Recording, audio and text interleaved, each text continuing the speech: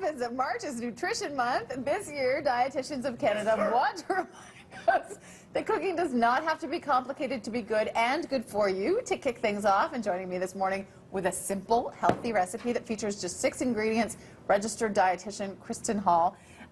Welcome. Nice to see you. Nice to see you. Thanks for having me. And we're making what? We're making a butternut squash spinach feta frittata. And I have just recently kind of started to really understand the magic of the frittata, and that is you can put whatever you want in it. Pretty much everything but the kitchen sink can go into a frittata. Frittata is an Italian omelet where you mix in your vegetables in with the egg and then you cook it. And so what we're going to do is get started with some little bit of oil in a hot pan over about medium-high heat. And what we're going to do is start by sautéing about half a red onion. Okay.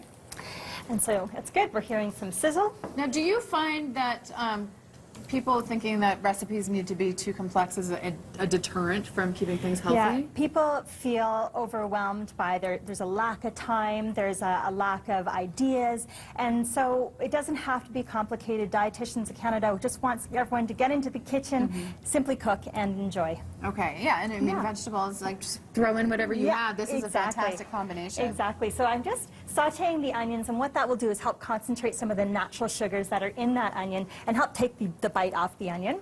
Then what we're going to do is add about 4 cups of peeled and cubed butternut squash. This is a great healthy convenience item that you can buy already cut and cubed for you. You can definitely do your own. If that's the deterrent for you, right? Absolutely. You just need a sharp knife, because a dull knife is like a dull pencil. It doesn't really work.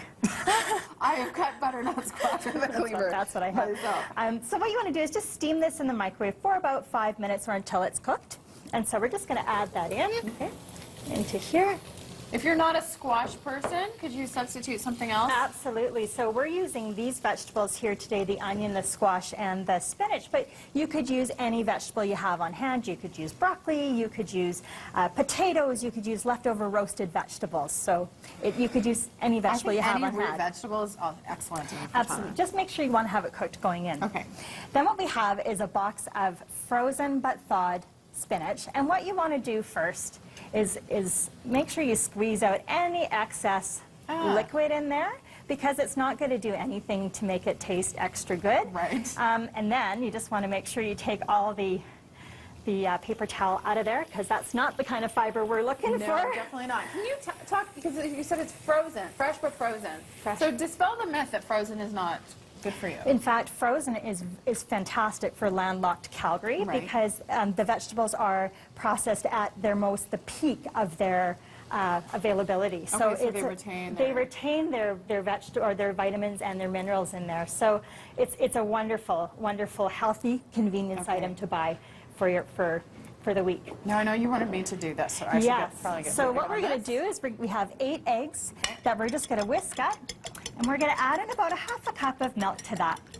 What the milk will do is help to lighten up the eggs. Okay. And we're going to add in just a little bit of fresh pepper. You could add in any seasoning there that you like. If you're doing a Greek, you might want to add in some oregano. You could add in garlic. You can add in anything that you really like there. Okay. And all we're going to do is pour that in. Trying to keep that here. Sure, sure, no problem. We're going to pour that over top of absolutely everything. And so what you do is just sort of shake it around, make sure all the vegetables are covered there. And then at this point, you can top with some cheese. So I've got about ½ cup of feta cheese here that I'm just going to sprinkle over top. Feta cheese is great because it's quite pungent in its flavor, so yeah, a little goes a long way in its flavor. And then all you do here is you put this in the oven and have it cooked for about 15 or 20 minutes at about 350 degrees. Okay, so you don't want it to get too... how done do you want the eggs to get in the pan on the stove top before you put it in the oven? Well, there's different ways of finishing it off. So here what I would do is let it set for about 10 minutes, and then until it's mostly set, and then finish it off in the oven. But if you needed to throw it in and get busy with something else, you could throw in the whole pan right now for it just would take longer to cook. You could also cook it in some muffin tins And that's what I threw into my child's lunch today.